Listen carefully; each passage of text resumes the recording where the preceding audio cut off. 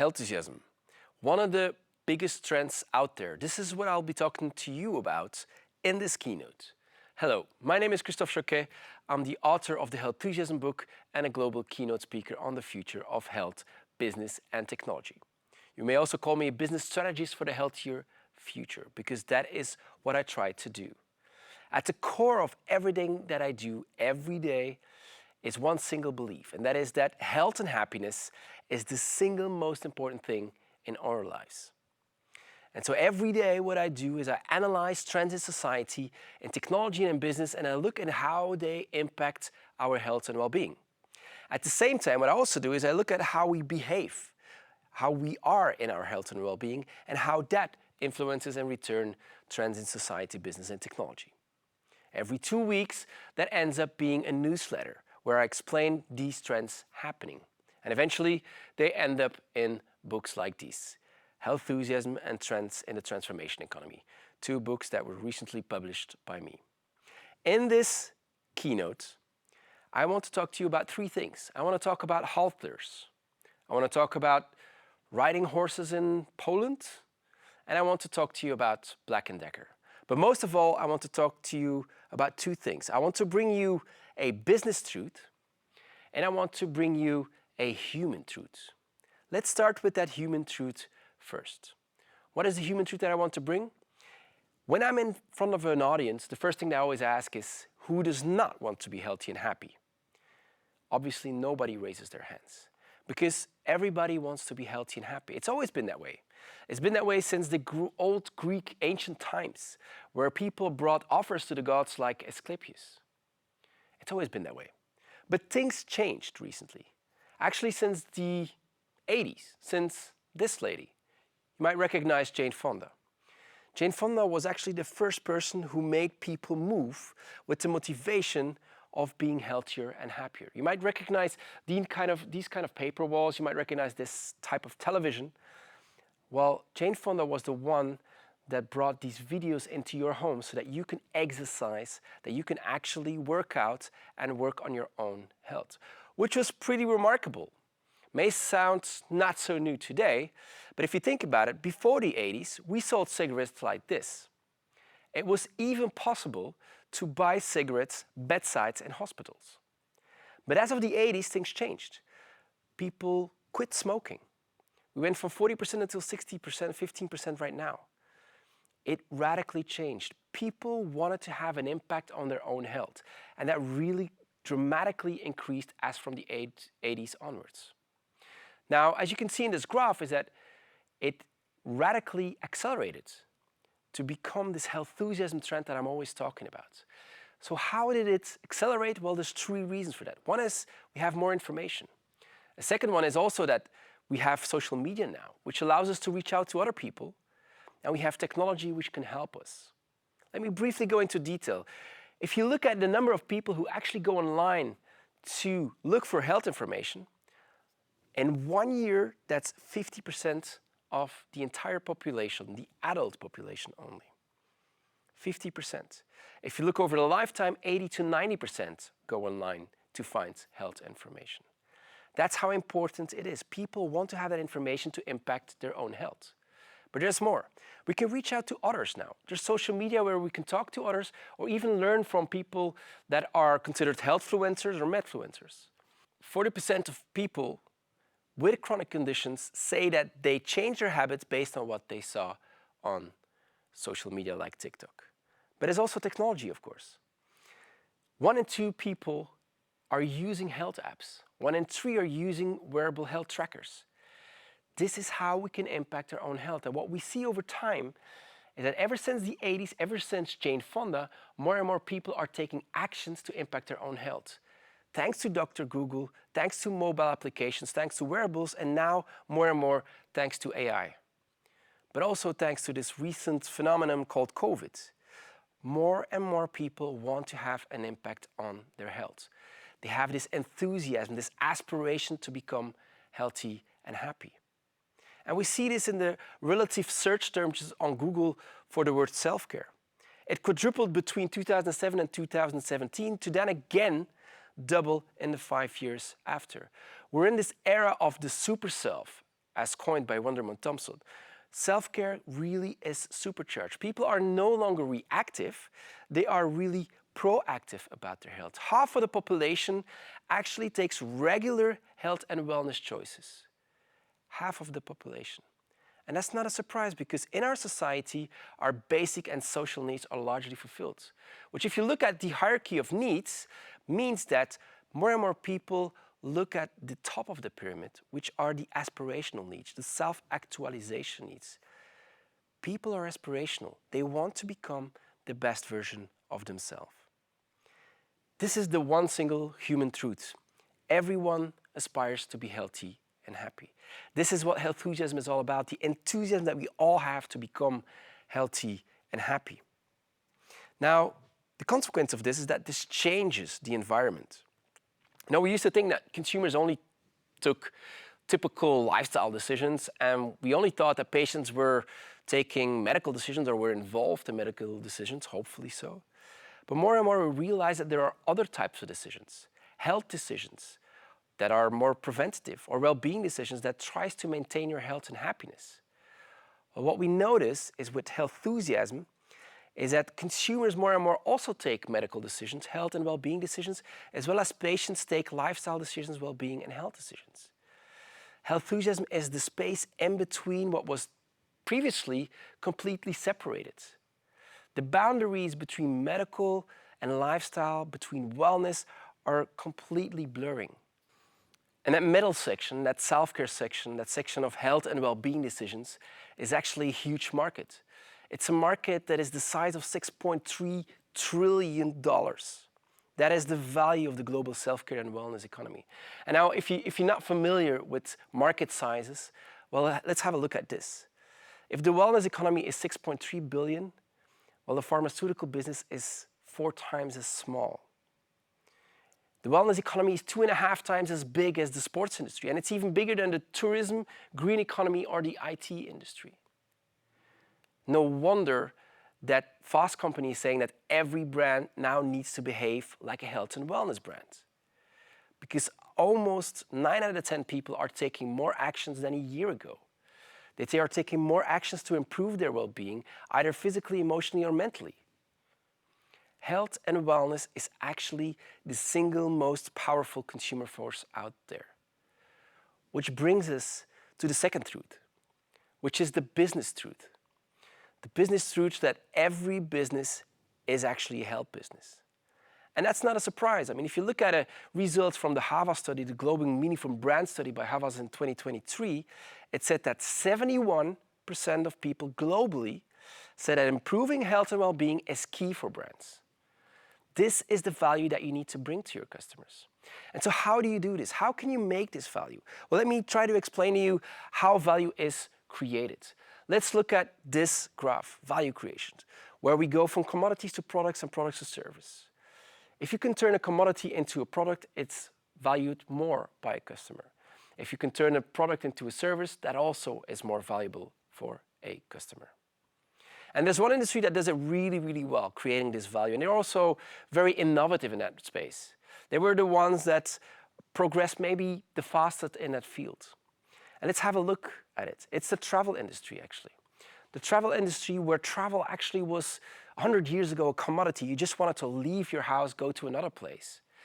At a certain point, it turned into a product.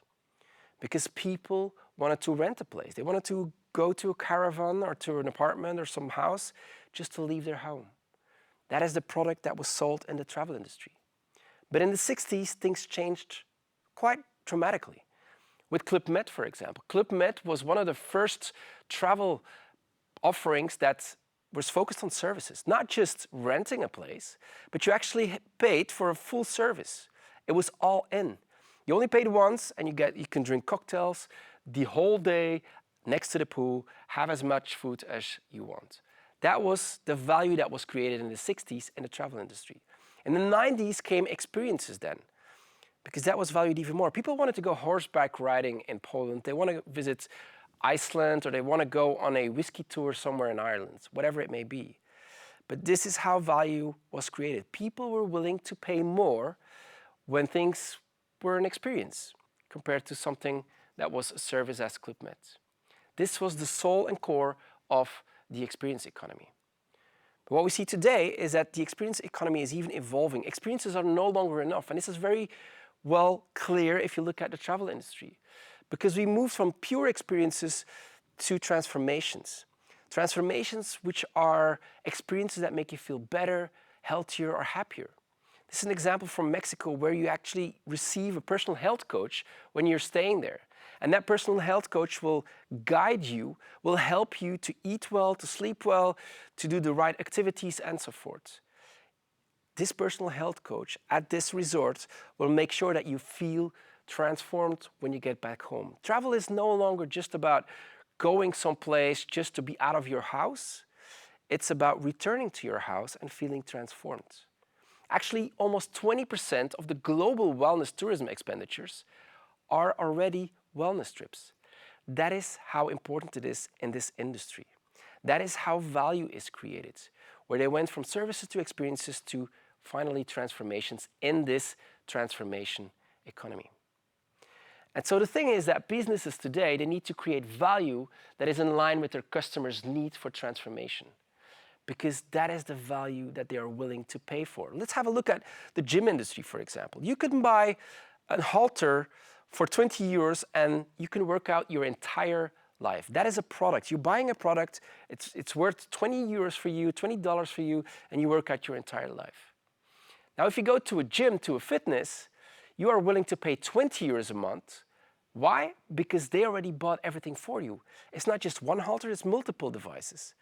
And for that service, you're willing to pay 20 euros a month. Now, in the last 15 years, we've seen the rise of spinning classes, which are experiences.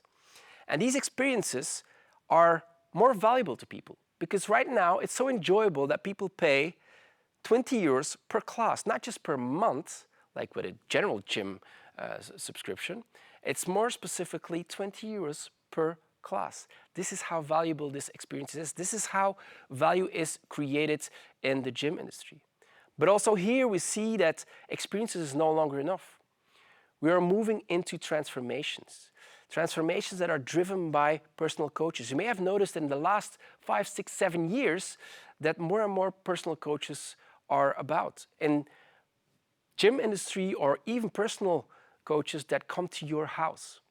Why? Because they listen to what is important to you. They listen to your aspirations. They listen to what is essential to you, whether it is, losing weight or gaining strength whatsoever. They will help you. They will make sure that the experience that they provide makes you feel better, healthier, or happier. And for that, you are willing to pay 60 euros per session, not just 20 like a spinning class. So this is how, in the gym industry, value is created. They moved from products to services. They moved from services to experiences with the spinning classes. And now finally, the last couple of years, we moved into transformations. Transformations which are experiences that make you feel a better, healthier, or happier person. And this is no coincidence, because Seth Godin, already in his first book, he said that marketeers, business managers, need to help people to become the persons they've dreamt of becoming. Again, we talked about this hierarchy of needs. People are more aspirational than ever. They want to become the best version of themselves. And those aspirational needs are the future of consumerism. That is what trendwatching.com said in 2015, and today it is the case. Marketing really should be about aspirations, about making people healthier. This is what Dian Young said, which is the CEO of The Drum, European most important marketing website out there. So basically, aspirations are the new needs. And that is the second truth I wanted to share with you, is that every business is a health business. If I would have to summarize it real quick, it is the first truth is a human truth. It means that everyone wants to be healthy and happy. It means that aspirations are the new needs. The second truth is a business truth. It means that because everybody wants to be healthy and happy, every business is a health business. And with these aspirations, you can turn your experiences into transformations, because that is what they are looking for, your customers. Now, before I leave you and before I end this keynote, I want to make it a little bit more practical. Because how do you do this? How do you turn these experiences into transformations? How can you work with these aspirations? Well, the one mistake that you should not make, is look at your own touch points. Imagine if you sell kitchen appliances and you want to make people healthier and happier, this is not the way to move forward. You need to look at the aspirations that people have in life and you need to understand it. Because with these aspirations, you can get to those transformations. If you only look at the needs, you will create lovely products and services. But that's not enough. That's not the value that people are looking for today. They have, throughout their day, throughout their lives, so many great experiences with other types of providers, with other types of solutions that create certain expectations. And so even if you have a good product, you need to think about what are the expectations when they're using my product. Because with these expectations, you can create customer experiences, which is way more valuable than services or products. This is the experience economy. But if you want to go one step further again, the transformation economy, you need to add those life aspirations to get to these customer transformations. With these life aspirations, you can create more value, you can create those customer transformations. But you might wonder, what are these aspirations? And that is something very important that I'd like to share with you, because aspirations is sometimes misunderstood. We always think about aspirations as improving something. For example, you want to have more energy, or you want to heal yourself. Maybe you want to build some strength or be more creative, or you want to look good. And that is true. It is about that. But it's no longer just about that, because our aspirations are way more moderate. We are more conscious about the impact of aspiring. Aspirations has more to do with our personal priorities, with our dreams and values. And in those dreams and values, it's not just about improving. It's also about preventing something from happening. It's maybe about accepting something, or it could be just about enjoying things. These are all aspirations. And in my last book, Trends in the Transformation Economy, I really explain in detail what type of life aspirations that people have. What are really the values and dreams that all of us have? These are universal things that we all have. Maybe in some parts of your life, in certain situations, you might long for certain life aspirations more than others, but typically all of these things matter to every one of us. And more businesses are focusing on these life aspirations. And I think the business that does it best definitely is a supplements business, because they have a supplement for every type of aspiration out there. Prevention from hair loss, making sure that people look good. Accepting, it could be about confidential boost or making sure that you feel great in your body. Relaxing, energy, all of these aspirations have specific supplements. So this is one industry who really plays into what people aspire to be or to become. And also in your business, if you work with this life aspiration model, you can definitely find a ton of aspirations that are worthwhile for your customer, that fit your DNA and that maybe help you to create that exact customer transformation that they are looking for. Because more and more companies and brands are actually trying to help customers in the pursuit of these life aspirations. Because if you look at it, look at these simple examples, for example. We have the zero alcohol trend, we have the fasting trend, and we have more and more circadian lightning, which adapts depending on what time of the day it is. All of these products cater to one thing and one thing only, and that is providing or safeguarding the energy of people. Or we have functional fragrances who help to avoid stress. We have the popularity of Lego for adults, which calms them down. And we have a ton of other technical devices that can help us keep our calmness, to make sure that we're not stressed. Every industry is focusing on these customer transformation. Actually, in my book, I write about 17 different industries who are focused on creating customer transformations, who are focusing on helping people pursue their life aspirations. And there's a couple of lovely examples I'd love to share with you here. This is Priya. It's a medicine dispenser. It's also a telehealth solution, but it's also a smart speaker. It provides you with the answers that you might have regarding your health. And it really is a healthcare tool that you put in the center of your kitchen.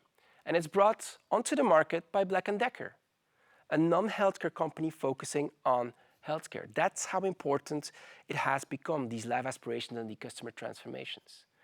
Another lovely customer transformation is put to the market by Mercedes-Benz. What they want to do is they want to help people in maintaining their energy while driving. Imagine if you drive for 3 hours. Then probably if you get out of that car, you feel exhausted. Well, here what Mercedes-Benz tries to do is to make sure that after driving for 3 hours, you feel as fresh, as energized as when you went into the car. Yet there are other examples. I mean, even in the financial industry, because finance and money is one of the major reasons for stress, for example.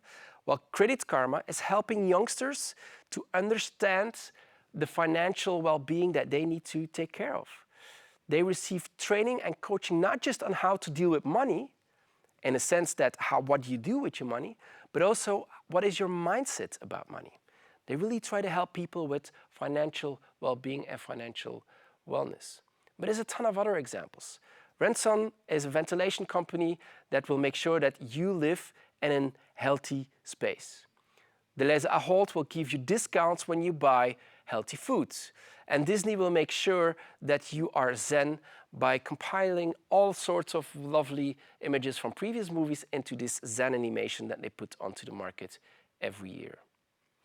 A ton of companies, a ton of businesses are moving into these customer transformations, these experiences that make you feel a better, healthier, and happier person. Because health and happiness are the single most important things in our life. We see this if we look at our hierarchy of needs, because people are more than ever aspirational. People want to become the best version of themselves, and that's why we see them taking more actions to impact their health and happiness. This is the healthusiasm trend. This is the enthusiasm and the aspiration that we all have to become healthy and happy.